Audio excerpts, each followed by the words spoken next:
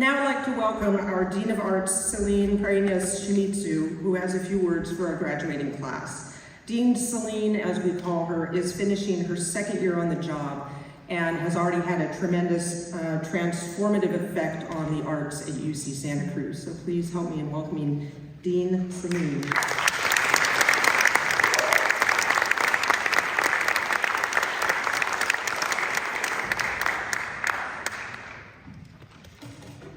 Congratulations to you, the Music Department Class of 2023. This is a great day.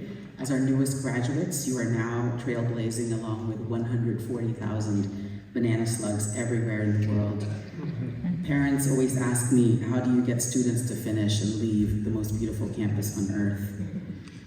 During this time, deep down, I believe that our students, despite feelings of both joy and trepidation, themselves know that it is time. We, the people you are leaving behind, need you out there, equipped with your UC Santa Cruz music degree to make our world more livable and more just. What I know too is that the social and economic mobility is what your education brings, the doors it opens to freedom and independence. What is ahead of you is an abundance of pathways, including those that don't yet exist until you make them real. The road will feel meandering for a while, but yet what I hope for you is that you will bring the confidence that we have instilled so that it will fuel you in times that will certainly feel uncertain. I wish for you strong, clear access to this confidence that says dreams can and do happen. They are achievable and doable in the face of many structural obstacles. If you give yourself permission to claim your education, including the practical lessons you learned here, to surround yourself with community, to not do things alone, to reach out and find the resources that were put in place by your predecessors, just like what you did here when you took advantage of the Arts Dean's Fund for Equity and Inclusion, University of the Future Now, internship scholarships, arts professional pathways, and more. There's something too about the practice and study of music that can give you a kind of grandiose sense of self because of your proximity to the sublime. And I hope that that also fuels the road ahead. I hope that you hear me because what I'm saying is coming from a position of being tested and tried as a brown immigrant woman who, at your age, intimately knew precarity and impecunity, which are fancy words for saying I had no money. So I supported myself through school with no financial support from my family. I actually had to help support them as I was graduating. So I remember feeling just a deep fear, as I was finishing up, and I also didn't know how things were going to fall, so what I want to tell you is that there's something that can be quite transformative if you tell yourself that maybe it's worth it to believe that you can progress through your life with the self-advocacy and the courage to embrace your power fearlessly that we have encouraged you to do here at UC Santa Cruz. As I was preparing for this address, I kept thinking about the faces of our students, and I've been so lucky to work with Jennifer Park, Rubina Mazurka, recommended by Amy to serve on the Dean Student Leadership Board. We've been working a lot on what should advising look like? What should mentorship look like? What should community building look like? What should communication look like when students aren't checking email as much? How do we reach them to make them, access the resources that we have to help them thrive? So I thought I'd check ChatGPT and have them help me, Might as well, because we have so much anxiety about ChatGPT and what it means now, So I said, what would a Filipino-American dean of a major research institution focused on the arts say to our students? So I came up with this 5-page speech, and in 3 seconds, and I'll share with you one sentence. To all graduates, embrace the vastness of the artistic universe that lies before you, like Halo Halo. Let your art be a colorful concoction of your aspirations and the flavors of your experiences, and may it bring cool relief to those who encounter it, leaving them craving for more.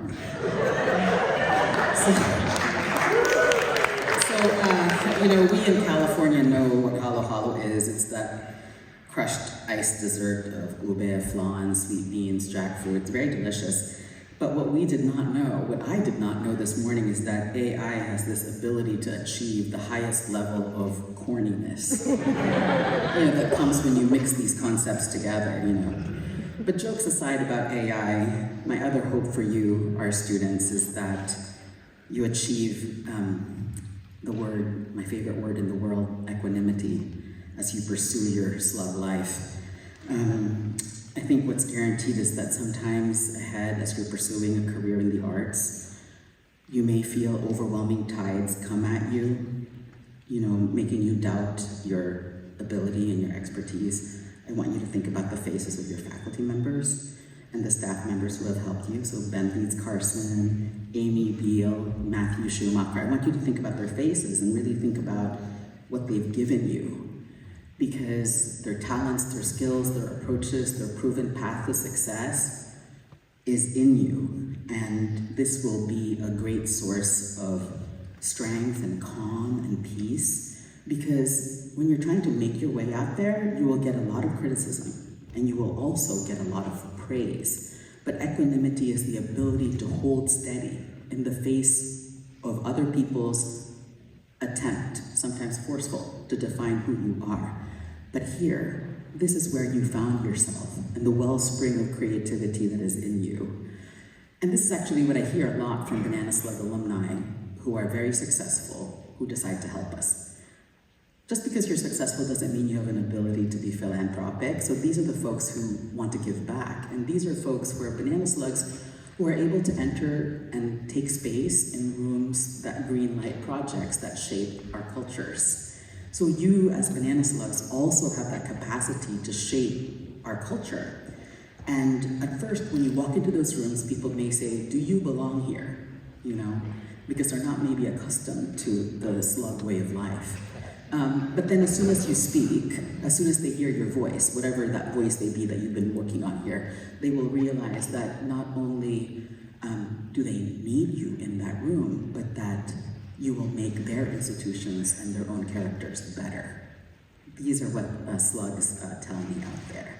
And I know this very clearly about the music scholars and music makers who I've been so fortunate to enjoy, in terms of the global representations of music that is here in the music recital hall and in your curriculum.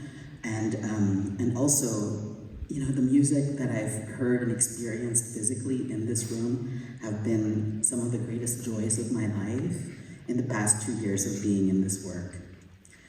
I'd like to say that not all families are thrilled that you have chosen the arts, even if they are the ones likely responsible for introducing it to you. So, they are here with you today, admiring the audacity in which you chose to pursue your talents.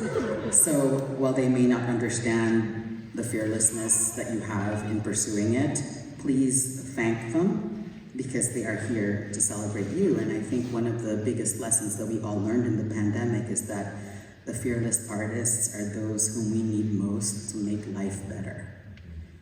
So thank you for majoring in music and finishing. And some of you did it really fast because the pandemic, in a way, demanded it. There was nothing else to do, so you just studied so hard. Which is why maybe it was sometimes hard for us to reach you when we were trying to email you to do things with us. As Amy says, you are immersed in the music center. So as you prepare to leave us on this day of transition, please make sure to stay in touch with your fellow Banana Slugs. I am so excited to hear Jennifer Park saying right after me, I didn't ever think that I would have the chance to do that after working together with you for a year. So if there are people whom you admire, please make sure to tell them. And one thing that you did here is you learned how to form study groups and support groups. So you're really going to need that. life groups, and there's nothing like being around banana slugs who understand, where you're coming from. I invite you to join the Alumni Association. We're very good about bringing you together to continue to create connections. One thing that may be hard to believe is that you and your cohort are going to accomplish astounding things. This is part of the adage that old people always tell young people, it's your world and we're just living in it. But I think, that is really true. You're going to achieve great things because you're graduating with a demographic population at UC Santa Cruz of 70% students of color, 40% first generation. There's going to be access to knowledge that was enabled here that's going to change the world beyond. That's going to happen. Imagine having access to the craft in a way that was not possible before. Things are going to change. Our faculty is less diverse, but that's also going to change because what our students learned is that if anyone has the talent and the inclination to lead and to pursue knowledge, they should be able to. So it should also show up in our leadership and our professoriate in the future. What's also amazing is that out of the 140 top Research One universities in the country, UC Santa Cruz is #1 for the most diverse leadership. To you, that's normal. But it's really quite rare to see that kind of leadership at a major research university. For example, your division is led by a woman of color, who's also a distinguished professor. 2% of the professoriate are that. It's very rare, and to you, it's normal. So when I say stay connected, take care of each other, I'm really referring to the dazzling diversity that you take for granted and that is currently under attack in our country. The Supreme Court is going to come down with a decision that's going to be likely very expansive, and it's going to limit the work that we are doing to give access to this institution. What they're trying to kill is precisely what makes UC Santa Cruz so great and what is in the DNA of our students. So let me close by saying that you will always find home in Santa Cruz, not in a nostalgic way, but in a way that is ever evolving. So I encourage you to return, to undergo measuring of your transformation and to experience yourself anew. So when you visit us, walk the bridges, access the meadows, look at the buildings that are not taller than the redwood trees, you will find a kind of renewal in the profound creativity that you experienced here. And that perpetually in progress, in process subjectivity that was awakened in this most serene, most beautiful place. Isn't it amazing that you got to study here, intellectually transform, develop your questions, and along the way, the people you're leaving behind are the luckiest because you made this institution better before you left. We need you, we appreciate you, and we're cheering you on so that the world can feel exactly what you learned here. So I send you my happiest congratulations. Thank you.